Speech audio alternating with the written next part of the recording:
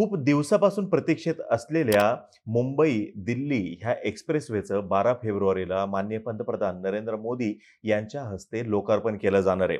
आणि याच्यामुळे होणार काय, तर दिल्ली-मुंबई एक्सप्रेसवेच्या मार्गावरती आजूबाजूला जो काही एरिया असणार आहे, तिथलं रिअल इस्टेट मार्केट जे आहे, तिथे बूम येऊ शकते. यासोबतच आर्थिक त्या ठिकाणी वृद्धी होऊ शकते. मोठ्या प्रमाणात रोजगार निर्मिती सुद्धा होऊ शकते. आणि हे साध्य कशामुळे होणार, तर कनेक्टिव्हिटीमुळं. कनेक्टिव्हिटी जर का आली, तर त्या भागामध्ये बिझनेसेस येतात. यासोबतच तिथे इन्व्हेस्टर्स अट्रॅक्ट होतात आणि याबाबत दुमत असण्याचं काही कारण नाहीये. बरं हा एकच असा प्रोजेक्ट आहे का, की जो महत्त्वाचा आहे किंवा ज्या प्रोजेक्टमुळे रोजगार निर्मिती होतीये किंवा त्या भागाचा विकास होणार आहे? तर असं नाहीये. आज मी तुम्हाला नरेंद्र मोदी हे पंतप्रधान झाल्यापासून म्हणजे त्यांच्या एकूण कार्यकाळामध्ये कोणते-कोणते महत्त्वाचे प्रोजेक्ट्स आलेले आहेत ते सांगणार आहे, की ज्याच्यामुळं तिथल्या इकॉनॉमीला बूस्ट मिळाला, एकूण देशाच्या इकॉनॉमीला बूस्ट मिळू शकतो. यासोबतच त्या भागाच्या विकासात सुद्धा त्याचं महत्त्वाचं योगदान असू शकतं. नमस्कार, मी अरुणराज जाधव. बोल व्हिडिओवरती तुम्हा सर्वांचं अगदी मनापासून स्वागत करतो. सर्वप्रथम उद्या ज्याचं लोकार्पण होणार आहे, त्या दिल्ली-मुंबई एक्सप्रेस वे विषयी बोलतो. आता बघा, सध्या दिल्ली आणि मुंबई हे जर का अंतर बाय रोड कव्हर करायचं असेल, तर 20 तास लागतायत आणि उद्या या एक्सप्रेसवेचं लोकार्पण झाल्यानंतर हेच अंतर 12 तासामध्ये कव्हर करणं शक्य होणार आहे. म्हणजे या ठिकाणी 8 तास वाचणार आहेत. आता 2 शहरांदरम्यान प्रवास करणं याच्यामुळे सोपं होणार आहे आणि एक्सप्रेसवेच्या आजूबाजूला जे काही जिल्हे असतील किंवा जो काही भाग आहे त्याचा सुद्धा विकास होणार आहे. यासोबतच रेसिडेन्शियल आणि कमर्शियल प्रॉपर्टीज ज्या आहेत याची सुद्धा डिमांड वाढणार आहे, असं विश्लेषक सांगताना दिसतायत. 1390 किलोमीटरच्या या एक्सप्रेसवेमुळं एक्सपोर्टला सुद्धा गती मिळणार आहे. म्हणजे एक्सपोर्टला गती कशी मिळू शकते बघा, मुंबईमधून मोठ्या प्रमाणामध्ये एक्सपोर्ट चालतं आणि सगळा दिल्लीपर्यंतचा हा जो मार्ग आहे, हा लँडलॉक्ड आहे. लँडलॉक्ड आहे म्हणजे काय, याला समुद्राला ॲक्सेस नाही. जर का बाय रोड या भागातील जे काही बिझनेस हाऊसेस आहेत, यांना मुंबईपर्यंत येणं शक्य झालं आणि त्यांचा जर का ट्रॅव्हल टाईम वाचायला लागला, तर ते निश्चितपणे मुंबई पोर्टला पसंती देतील आणि एकूणच मुंबईला सुद्धा गती मिळू शकते आणि या भागाला सुद्धा गती मिळणार आहे. दिल्ली-मुंबई जो इंडस्ट्रियल कॉरिडॉर आहे, हा एक याच्यातला ॲड ऑन आपल्यासाठी मुद्दा असणार आहे आणि एकूणच या सगळ्यांमुळं मोठ्या प्रमाणात रोजगार निर्मिती झालेली आपल्याला दिसून येईल. आता अशी सुद्धा टीका सातत्याने झालेली आपण ऐकलेली असणार, की बहुतांश प्रोजेक्ट जे आहेत ते आधीच्याच सरकारने सुरू केलेले होते किंवा आधीच्याच सरकारने त्या प्रोजेक्टची कोनशिला बसवलेली होती. पण हेही सत्य नाकारून चालणार नाही, की विद्यमान सरकारने आणि विद्यमान नेतृत्वाखाली सर्व इश्यूज बाजूला ठेवून जे काही इश्यूज सुरू आहेत याच्यावरती टाइमली सोल्युशन काढून या प्रोजेक्ट्सला गती दिलेली आहे आणि विक्रमी वेळेमध्ये हे प्रोजेक्ट्स पूर्ण सुद्धा केलेले आहेत. उदाहरण जर का द्यायचं झालं, तर शरयू इरिगेशन प्रोजेक्ट विषयी आपण बोलू शकतो बघा. 9,900 कोटी रुपये ही त्याची एकूण किंमत होती. डिसेंबरमध्ये याचं उद्घाटन झालं. पण 40 वर्षांपासून हा रखडलेला प्रोजेक्ट होता. हा प्रोजेक्ट रखडला म्हणजे पैसा वाया गेला. कुणीही सांगेल, जर का प्रोजेक्टसाठी जास्त वेळ लागत असेल, तर त्याच्यामध्ये इनपुट कॉस्ट जी आहे ती वाढतच राहते.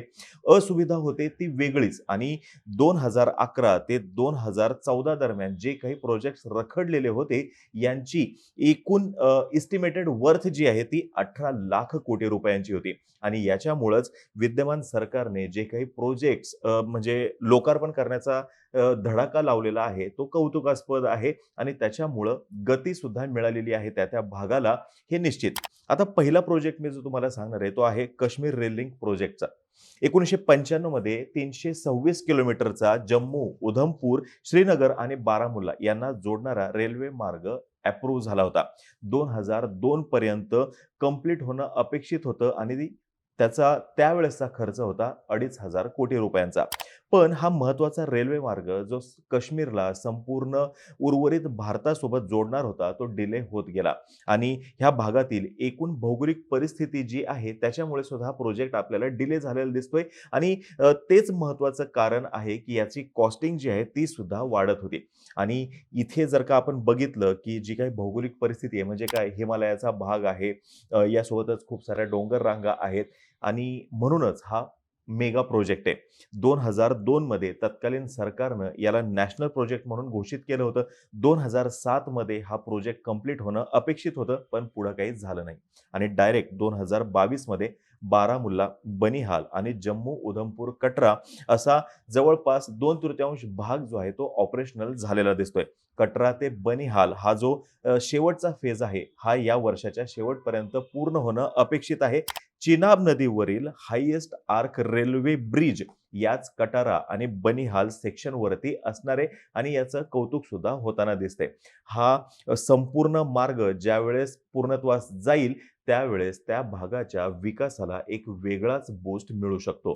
दुसरा महत्त्वाचा प्रोजेक्ट जो आहे तो म्हणजे पॅकॉंग एअरपोर्ट. हा आहे सिक्कीममधला एअरपोर्ट आणि याची खूप चर्चा झाली कारण की सिक्कीमला याच्या अगोदर स्वतःचं असं एअरपोर्टच नव्हतं. तर तिथले जे काही विमानाने प्रवास करू इच्छिणारे जे कोणी होते, त्यांना पश्चिम बंगालच्या बालडोगरा एअरपोर्टला जावं लागायचं आणि मग तिथून सिक्कीमच्या गंगटोकला 124 किलोमीटर ड्राईव्ह करून जावं लागत होतं.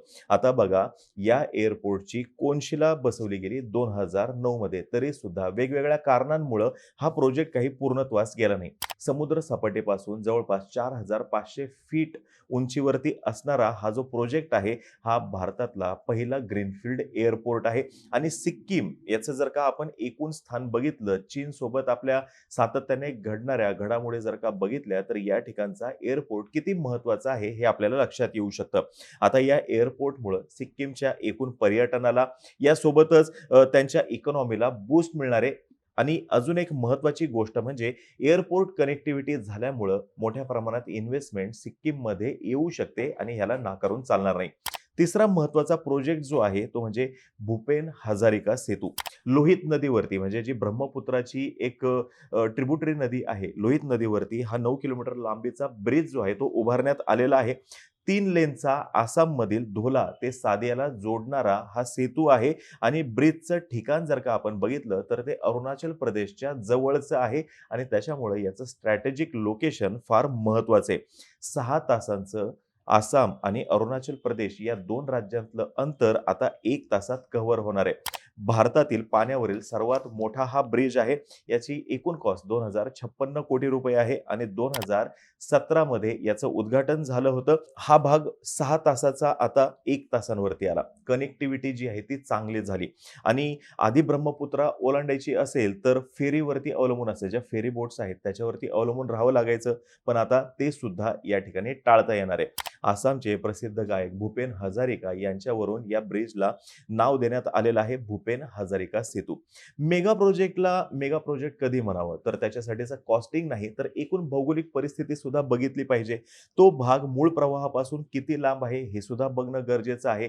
यासोबतच तेथील किती लोकसंख्या किंवा तेथील एकूण किती जनता या प्रोजेक्टमुळं जास्त सुविधा जी आहे ती भोगू शकेल हेही बघणं गरजेचं आहे आणि भूपेन हजारिका सेतूचं हेच महत्त्वाचं या ठिकाणचं स्थान आहे की तिथल्या लोकांचं खूप मोठी सोय जी आहे या सेतूमुळं होणार आहे. पुढचा महत्त्वाचा प्रोजेक्ट जो आहे तो म्हणजे बोगीबील ब्रिज. हा सुद्धा आसाममधलाच प्रोजेक्ट आहे बघा. दिब्रुगड आणि धोमजी या दरम्यानचा.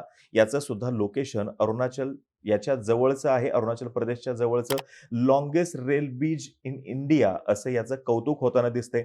1997 मध्ये सँक्शन झालेला हा प्रोजेक्ट याचं लोकार्पण झालं डिसेंबर 2018 मध्ये. याची कोनशिला तत्कालीन पंतप्रधान एच.डी. देवेगौडा यांनी बसवली होती आणि त्यावेळेस या प्रोजेक्टची कॉस्ट होती 1767 कोटी रुपयांची.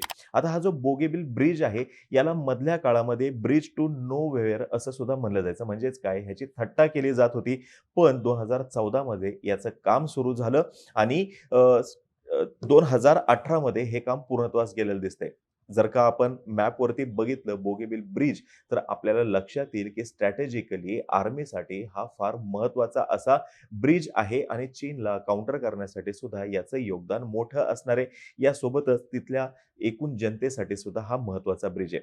आता बघा, 5वा महत्त्वाचा प्रोजेक्ट आहे तो म्हणजे ETBPNMTPL प्रोजेक्ट. तमिळनाडू, कर्नाटक, आंध्र आणि पुद्दुचेरी इथला हा प्रोजेक्ट आहे. याचा जर का फुल फॉर्म सांगायचं म्हणलं तर Ennore, Thiruvallur, Bengaluru, Puducherry, Nagapattinam, Madurai, Tuticorin natural gas pipeline असा याचा फुल फॉर्म होतो. हा सर्व भाग लिक्विफाईड नॅचरल गॅस पाईपलाईनने जोडला जाणार आहे आणि ह्या सर्व भागाला एल-एन-जीचा इंडस्ट्रियल सप्लाय सुद्धा केला जाणार आहे. म्हणजेच काय दोन्ही दृष्टीने फायदा होणार आहे बघा. दोन्ही दृष्टीने फायदा होणे म्हणजे काय? इंडस्ट्रीला बूस्ट मिळेल. स्वस्तामध्ये त्यांना नॅचरल गॅस मिळाल्यामुळं यासोबतच पर्यावरणाची सुद्धा हानी होणार नाही. म्हणून दोन्ही दृष्टीने इथे फायदा होणार दिसणार आहे. 2019 मध्ये या पाईपलाईनच्या कामाला सुरुवात झाली होती आणि मे 2022 पर्यंत विक्रमी वेळेमध्ये ही पाईपलाईन पूर्णत्वास गेली आणि माननीय पंतप्रधान नरेंद्र मोदी यांच्या हस्ते याचं लोकार्पण झालं. म्हणजे मेजर पार्ट 2022 पर्यंत पूर्ण झालेला होता. यासोबतच बघा केरळमधील एक पोर्ट आहे, बेंगलोर चेन्नई एक्सप्रेसवे आहे, दिल्ली मिरज एक्सप्रेसवे आहे किंवा वेगवेगळे एक्सप्रेसवे म्हणूयात, वेगवेगळे बोगदे म्हणूयात, की जे फार महत्त्वाचे आहेत. त्यांचं सुद्धा योगदान त्या भागासाठी महत्त्वाचं असणार आहे. ह्या प्रोजेक्ट्समुळं तेथील जनता मूळ प्रवाहामध्ये येईल, तिथली इन्व्हेस्टमेंट वाढेल, वेळ वाचेल आणि सगळ्यात महत्त्वाचं म्हणजे तिथल्या जनतेचा आयुष्याचा वेग सुद्धा वाढेल. आता हे सर्व मेगा प्रोजेक्ट जे आपण पाहतोय किंवा कोणताही प्रोजेक्ट जो आपण आपल्या इथं होताना पाहतोय किंवा त्याच्या मागचा स्पीड जो आपण बघतोय, याच्या मागे वेगवेगळ्या संस्था काम करतायत. जसं की ministry of programme implementation and statistics जे एकूण प्रोजेक्टची व्हॅल्यू कॅल्क्युलेट करतात. यासोबतच प्रगती प्रोग्राम जो 2015 मध्ये लॉन्च झाला होता आणि ज्याचं कामच आहे की बॉटल नेक्स जे आहेत त्या प्रोजेक्ट्समधले ते रिमूव्ह करायचं आणि याच्या मीटिंग जे आहेत ते तर डायरेक्ट पंतप्रधानच घेतात. यासोबतच नीती आयोग जो पॉलिसी थिंक टँक आहे गव्हर्नमेंटचा, या सगळ्यांचं एकत्रितपणे जे काही योगदान आहे ते या मेगा प्रोजेक्ट्स मागे आपल्याला दिसतंय. म्हणजे या सगळ्यांचा एकत्रित निश्चय आणि सरकारचं बळ याच्यामुळे हे सर्व मेगा प्रोजेक्ट्स इतक्या स्पीडीली पूर्णत्वास गेलेले आपल्याला दिसतायत किंवा स्पीडीली ते मेगा प्रोजेक्ट समोर येताना दिसतायत. आता तुम्हाला ही माहिती जर का आवडली असेल, खाली कमेंट बॉक्समध्ये नक्की सांगा. तोपर्यंत आम्हा सर्वांची व्हिडिओ जास्तीत जास्त लोकांपर्यंत पोहोचवा आणि चॅनलला सबस्क्राईब करायला तेवढं विसरू नका. धन्यवाद.